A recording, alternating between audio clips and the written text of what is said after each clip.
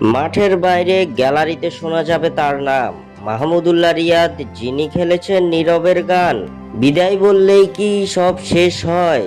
তার নাম তো ক্রিকেট ইতিহাসে চিরন্তন রয়। বাংলাদেশ ক্রিকেটের নীরব যোদ্ধা মাহমুদুল্লাহ রিয়াদ আজ আনুষ্ঠানিকভাবে বিদায় জানাচ্ছেন আন্তর্জাতিক টি-20 ক্রিকেটকে।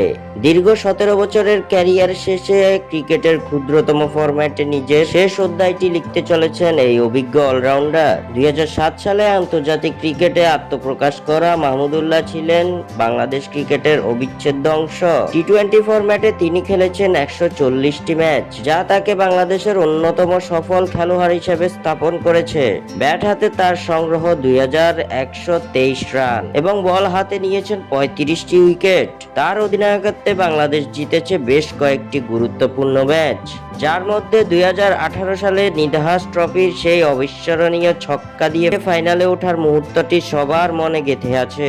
মাহমুদুল্লাহর এই বিদায় শুধু একটি যুগের সমাপ্তি নয়, বরং ভবিষ্যৎ প্রজন্মের ক্রিকেটারদের জন্য একটি উজ্জ্বল উদাহরণ হয়ে থাকবে। বাংলাদেশের ক্রিকেট ইতিহাসে তিনি থাকবেন গর্বিত নায়ক হিসেবে, যার অবদানকে কখনোই ভোলা যাবে না।